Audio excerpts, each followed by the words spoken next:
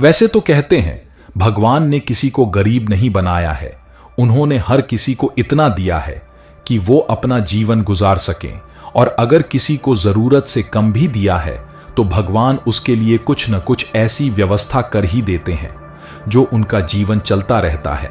नमस्कार दोस्तों, स्वागत है हमारे YouTube चैनल इंस्पायर्ड फाइंड में। आज हम जानेंगे बुद्ध कथा के माध्यम से कि हमारे पास कुछ भी नहीं है फिर भी लोग की मदद कैसे कर सकते हैं।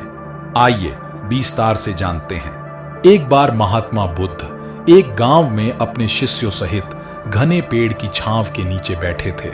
आसपास के गांवों से बहुत से लोग अपनी मानसिक समस्याएं लेकर महात्मा बुद्ध के पास आ रहे थे। महात्मा बुद्ध उन सब की मानसिक परेशानियों का समाधान देते।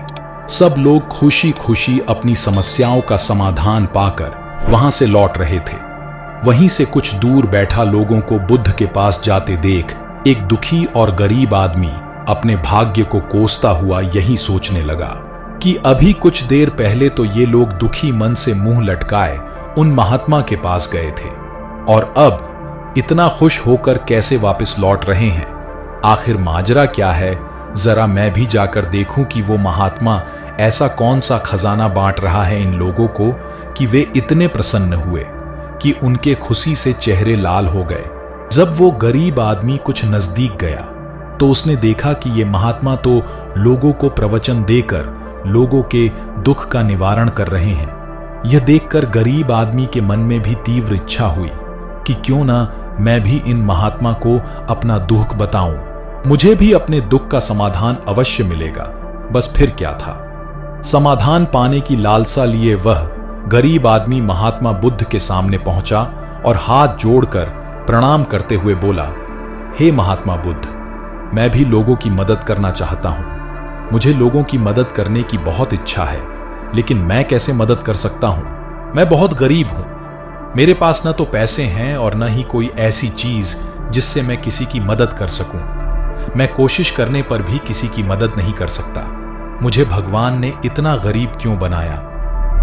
हे महात्मा, मुझ पर कुछ कृपा करो। इतना बोलते हुए वह गरीब आदमी रोने लगा। महात्मा बुद्ध बोले, आप बहुत अज्ञानी हैं, क्योंकि आप अभी तक इस भ्रम में जी रहे हो कि तुम्हारे पास कुछ नहीं है, जबकि दूसरों को कुछ देने के लिए तुम्हारे पास बहुत कुछ है। तुम बिना धन और वस्तु के भी दूसरों की मदद कर सकते हो। तुम्हारे पास जुबान है जिससे तुम मीठे शब्द बोलकर किसी के दुख की चेहरे पर मुस्कान ला सकते हो। इन्हीं शब्दों की ताकत से तुम किसी के भी टूटते हौसलों को फिर से मजबूत कर सकते हो। इन शब्दों की शक्ति से आप किसी के भी मन में सकारात्मक विचारधारा के बीज बो सकते हो और उसे गलत रास्ते पर जाने से रोक सकते हो। तुम्हारे दो हाथों से किसी भी कमजोर या लाचार व्यक्ति की सहायता कर सकते हो। आपके दो आंखें किसी अंधे को रास्ता दिखा सकते हैं। तुम किसी के लिए दुआ कर सकते हो। आप किसी के अच्छे स्वास्थ्य की कामना कर सकते हो। लेकिन अज्ञानतावश तुम अब तक इस बात को समझ नहीं पाए और इस भ्रम में अब तक जीते रहे कि तुम्हारे पास मदद करने के लिए कुछ नहीं है। किसी की मदद करने के लिए धन और वस्तु का होना अनिवार्य नहीं है। बिना धन और वस्तु के भी हम कई प्रकार से लोगों की मदद कर सकते हैं। महात्मा बुद्ध के ज्ञान से भरे ये सुंदर शब्द सुनकर गरीब आदमी के चेहरे पर मुस्कान आ गई और बुद्ध से बोला, आपने मेरे मन में जो सवाल बार बार आती थी वह आपने एक बार में हल कर दिया। आज के बाद मैं आपके बताए हुए रास्ते पर ही चलूंगा। बुद्ध को नमस्कार किया और वह गरीब आदमी खुशी से झूमता हुआ वहां से चला गया।